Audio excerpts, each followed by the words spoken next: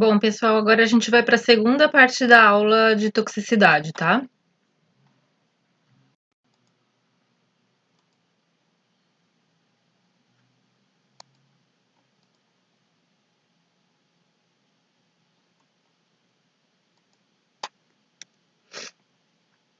Eu queria apresentar para vocês, né, a norma brasileira para toxicidade, que é a norma 14.725. A gente não vai ficar muito preso nessa norma durante o curso e nem depois, né? Mas só para vocês saberem dessa existência da norma e eu poder mostrar um pouquinho para vocês o que que essa norma aborda em termos de toxicidade e quais são as implicações práticas, né, para a nossa prática profissional a partir, né, do surgimento dessa norma, né, que foi a primeira edição em 2009 e depois, né, foi sendo corrigida. Então, só para a gente pensar assim num histórico, né, o que que vinha acontecendo aí mundialmente para que tivesse a necessidade de ter uma norma dessa que abordasse a toxicidade, né? Com o desenvolvimento da química orgânica, né, e de toda uma indústria química que atua em diversos setores na economia mundial, né, foram também aumentando exponencialmente os casos de doenças causadas por produtos químicos no ambiente de trabalho, né? E com isso também, né, aumentando o número de acidentes de trabalho fatais, né, principalmente relacionados a essas substâncias que podem ter uma série de implicações não só para a saúde a longo prazo, mas mesmo numa situação operacional dentro da indústria, né, como incêndio, explosões, esse tipo de coisa, né. Então, desde lá de 1990, né, se iniciou uma discussão sobre essa questão toda, né? Os riscos, tanto para a saúde quanto os riscos para o trabalho em si, né? Na indústria.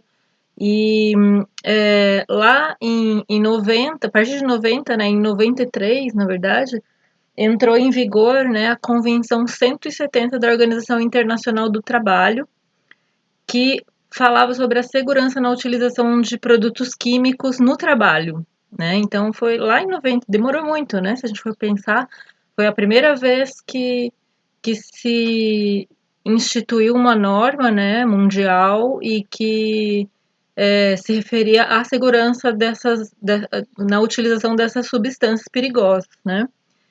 E aí na Eco 92, isso teve mais um acréscimo aí, né, que foi criado o GHS, que é um sistema, né, global de harmonização e classificação de perigos, né? Então foi criado esse sistema que unificou um padrão mundial de entendimento de periculosidade dessas substâncias, tá? Então foi lá na Eco 92 mais uma contribuição dessa conferência que vocês já viram que foi tão importante, né? E aí no Brasil, né, em 98, no governo Fernando Henrique, que se institucionalizou, então, que o Brasil iria aderir àquela Convenção 170 da Organização Internacional do Trabalho, e a ABNT, a NBR, né, formula, então, a nossa norma para que a gente possa é, aplicar, né, nesses ambientes de trabalho, né? Então, em 2001 é que surge aí a primeira versão dessa 14 2001, agora eu fiquei na dúvida, talvez esteja errado aqui o 2001, porque na capa da norma tá 2009, né? Mas tudo bem, bom, dá para entender. E essa norma, ela é dividida em 4 partes, né, principais, tá? Então, a primeira delas traz toda a terminologia, né? O que que se aplica, isso é normal nas normas, né? Não sei se vocês já tiveram a curiosidade de abrir uma norma dessas que é bem comprida, assim. Então, na de acessibilidade também, né? A primeira parte da norma é toda a terminologia que é utilizada ao longo da norma. Depois, a segunda parte é o sistema de classificação de perigo. A terceira parte fala sobre a rotulagem. E a quarta parte dessa norma fala sobre a FISP, que é a ficha de informações de segurança de produtos químicos, né? Na verdade, eu vou falar mais para vocês aqui, tanto da rotulagem, mas principalmente da FISPIC, que a FISPIC é um, é um relatório, né, que a gente tem que considerar e a gente tem que saber olhar, né, quais são as partes importantes e o que, que o relatório traz no caso da gente precisar utilizar um produto desse, tá? Então, essa norma, o que que ela está falando, basicamente, né? Ela vai falar aqui da classificação dos perigos, né? E ela vai se delimitar em alguns temas, né? Então, a toxicidade aguda, depois ela vem aqui, ó, para corrosão e irritação da pele, isso pode ser, né, uma característica associada à toxicidade de materiais, lesões oculares graves, irritação ocular, sensibilização respiratória ou da pele, mutagenicidade em células germinativas, né, que é aquela coisa do descontrole de multiplicação das células, né, sem, sem um controle, né, carcinogenicidade, ai que palavra complicada, mas tá, o surgimento, é a, é a, ai, como fala, a facilidade de uma substância tóxica desencadear, né, a formação de cânceres, né, potencial cancerígeno, né, toxicidade à reprodução e à lactação, toxicidade sistêmica para certos órgãos alvos com uma exposição só, né, e toxicidades sistêmicas para órgão-alvo específico com exposições repetidas. Né? Então, tem uma série de aspectos que essa norma menciona, né? E que são toxicidades que afetam partes ou organismos diferentes na saúde humana, tá bom? Essa parte de rotulagem, ela é super importante, né, na norma, porque foi a partir do estabelecimento dessa norma, na verdade em 2014, a indústria química foi obrigada a fazer uma rotulagem dos seus produtos seguindo esse padrão da norma, né? Então, nesses produtos químicos considerados perigosos e tóxicos, né, o rótulo deles tem que trazer certas informações associadas a esse grau de periculosidade, né? Então, a gente tem dois tipos de rótulos, principalmente, que um é o do produto químico não perigoso e o outro é do produto químico perigoso, né? Mas o rótulo sempre tem que apresentar a identificação do produto para a gente saber diferenciar, né? Então, por exemplo, o rótulo do produto não perigoso, ele vai trazer essa frase: produto químico não classificado como perigoso de acordo com a BNT 14.725. As recomendações de precaução, quando exigidas ou pertinentes, né? Então, que cuidados eu tenho que tomar, né? Tanto no transporte, no manuseio, no descarte desse produto, né? Isso tem que estar no rótulo, né? E outras informações que a indústria química responsável se sentir sentir que é importante passar, né? Para a segurança do consumidor, né? Depois, né, na rotulagem do produto químico perigoso, né, a identificação do produto e o telefone de emergência do fornecedor, né, porque caso aconteça um acidente com esse produto e a pessoa que está lá na situação, ela não tenha como acessar nem a embalagem original desse produto, nem a FISP, que é a ficha, né, ela precisa ligar, ela precisa de informações muitas vezes para socorrer uma pessoa que se acidentou ou mesmo o ambiente, né, onde aconteceu algum tipo de desastre aí com um produto que é potencialmente tóxico e perigoso, né? Ela precisa ter um acesso direto a essa empresa para ela saber o que ela pode fazer na situação para não aumentar o dano, né? Depois tem que vir a composição química, os pictogramas de perigo, a gente já vai ver o que que é isso lá na frente, palavra de advertência, frase de perigo ou frase de precaução e outras informações. Então, vai ser bem diferente já quando a gente pegar um rótulo de um produto que não é perigoso e de outro que é perigoso, né? O que é perigoso, ele já vem com todas essas informações e esses aspectos que são muito mais chamativos para a condição de substância perigosa, né? E aí, né, essa rotulagem de produto químico perigoso, ela tem uma associação direta com a ficha, né, do produto, né, que é a FISP, né? Então, o que que a FISP desse produto que é perigoso, ela tem que trazer, né? Ela tem que trazer a identificação do produto e da empresa, né? Na seção 3, ela vai trazer a composição e informação sobre os ingredientes. Eu tentei traçar uma correspondência direta aqui só para a gente ter essa aproximação entre o rótulo e a ficha, né? Ela vai trazer também a identificação dos perigos e informações sobre transporte, como que pode ser feito, quais são os potenciais perigos que o usuário daquele produto precisa estar mais atento para evitar, e também as informações de como é que se transporta aquele produto, que pode oferecer risco, né? Identificação dos perigos, né? Então, todos os perigos que vêm aqui no rótulo estão aqui identificados na FISP, e qualquer outra informação que seja importante para precaver qualquer situação indesejada com esse produto.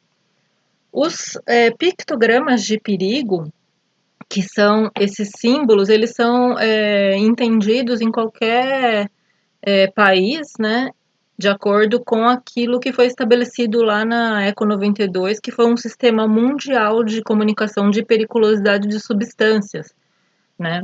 Então, os pictogramas mais conhecidos são esses, né, e cada um se referindo a certos aspectos, né? Esses aqui, por exemplo, né, ó, eu tentei agrupar aqui para vocês verem um pouco. Ó, esses aqui de cima, né, que tem a imagem de uma figura humana, o contato com a pele, a caveirinha e esse sinal de alerta, são símbolos que se referem a perigos à saúde humana, né?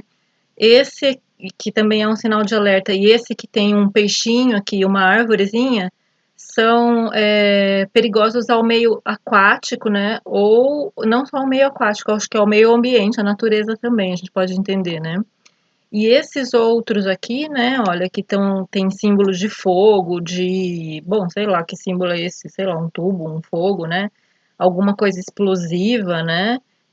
São riscos de perigos físicos, né? Então, isso me faz sempre lembrar quando a gente está na estrada e a gente vê aqueles caminhões, né? É, que transportam, sei lá, combustível, que transportam coisas que a gente sequer imagina, mas que tem esses símbolos, né?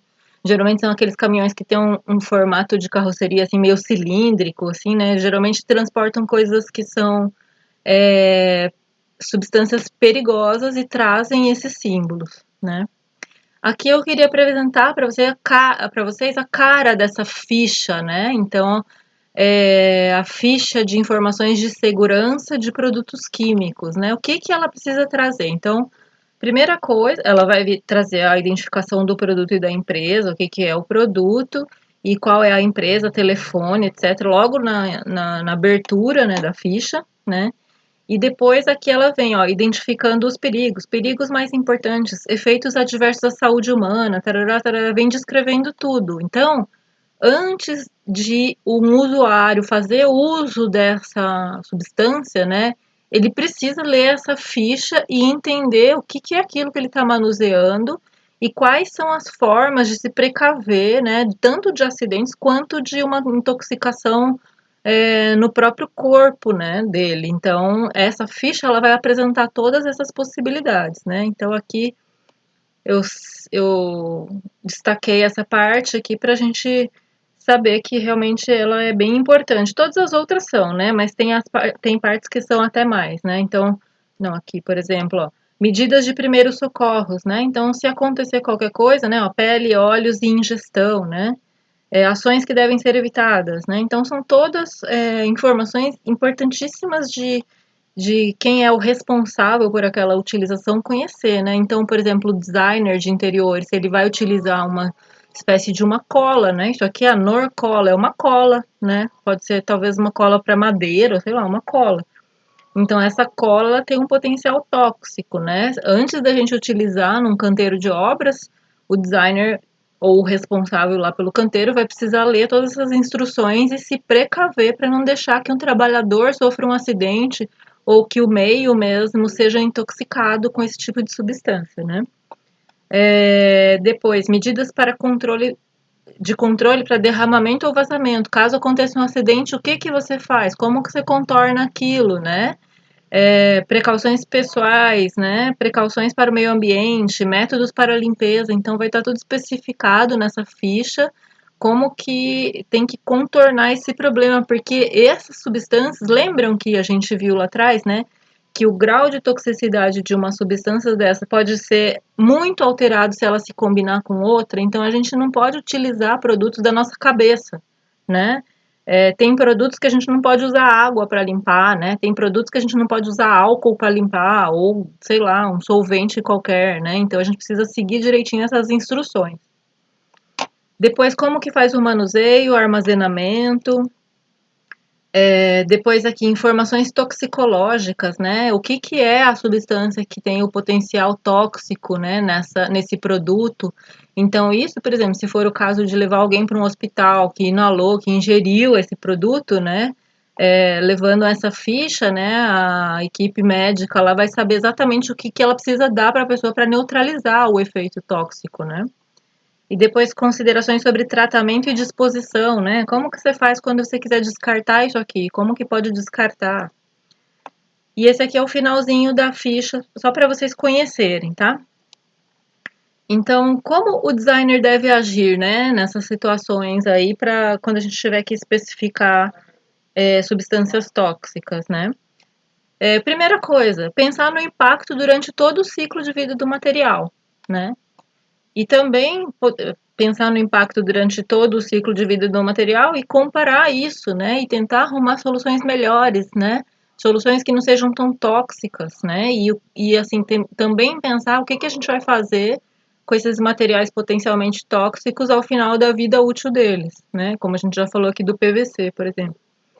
Considere a exposição aos usuários, fabricantes, instaladores e encarregados de limpeza, da limpeza. Então, a equipe de obra, né? E a equipe que depois vai ficar num ambiente desse, utilizando e sendo afetada pelas emissões, né, desses materiais todos, né? A gente precisa pensar nisso, né? Trabalhar com EPI, equipamento de proteção individual para a equipe que vai aplicar, né, ver se esse material que a gente está especificando, ele tem um processo de limpeza e manutenção que seja fácil, que não exija, né, uma substância muito forte, que fique exalando, né, compostos orgânicos voláteis para afetar aquela pessoa que vai limpar o ambiente, por exemplo, né. A gente deve fazer pesquisas, né, com empresas que se, pesquisar empresas que se empenham em eliminar substâncias químicas de seus processos e produtos, né? Então, tem empresas que estão trocando solventes, né, de base química, né, e derivados do petróleo, né, por tintas ou produtos, sei lá, que tem solventes à base d'água, né, que é uma coisa muito mais saudável e muito menos prejudicial ao meio ambiente, né? E sempre solicitar essa ficha, né, do produto, que é a FISP, né?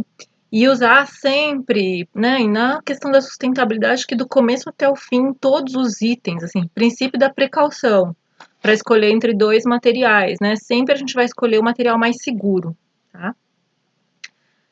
Então, o princípio da precaução, só para a gente esclarecer aqui, né? Sempre que uma atividade ameaça o meio ambiente ou a saúde humana, é necessário adotar medidas preventivas, mesmo que algumas relações de causa e efeito ainda careçam de fundamentação científica definida. Nesse contexto, o proponente de uma atividade, e não o público, deverá ter o ônus da prova. O processo de aplicação do princípio da precaução deve ser aberto, oferecer informações suficientes, incluindo, na medida do possível, todas as partes afetadas. Ele também deve incluir o exame de todas as alternativas, incluindo a inação, né? Ou seja, se for mais seguro não fazer nada, é o que deve ser feito, né? Então, mas a gente precisa usar o princípio da precaução em nome da segurança, tá?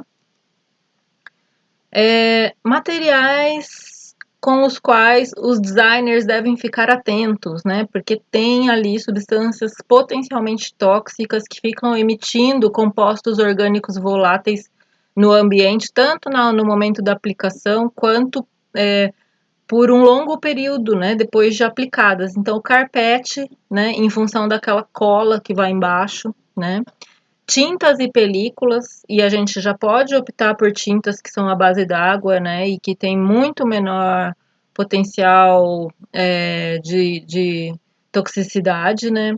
Adesivos e vedantes, na verdade, são colas, né, para diversas finalidades, pode ser cola para madeira, cola para os plásticos, né, etc. E vedantes, né, silicone, etc., né. Fontes de formaldeído, telhas e madeiras compostas, né? Esse formaldeído ele é potencialmente cancerígeno também, né? Tecidos para estofados, cortinas e móveis, que podem ter ali uma mistura tanto de plásticos ou mesmo outros tipos de substâncias tóxicas, né?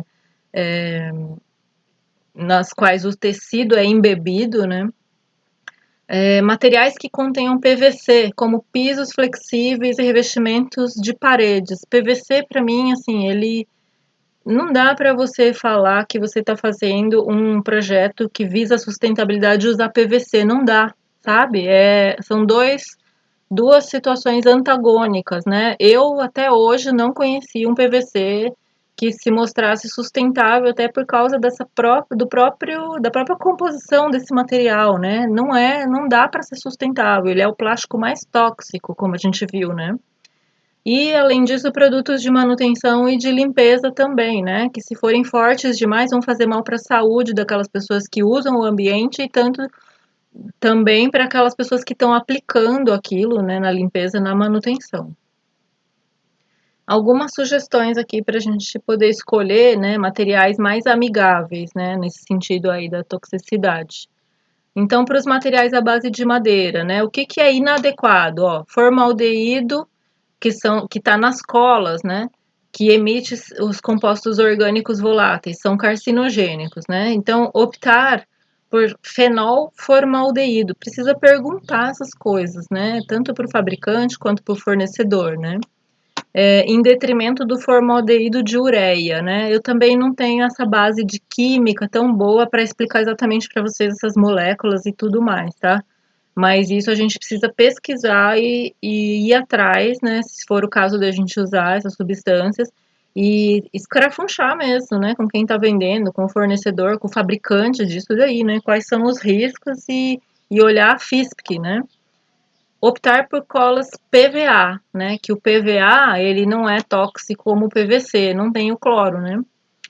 Isolamentos em mantas, né? Mantas térmicas. Então, o que que é inadequado? As que têm resina de formaldeído, né?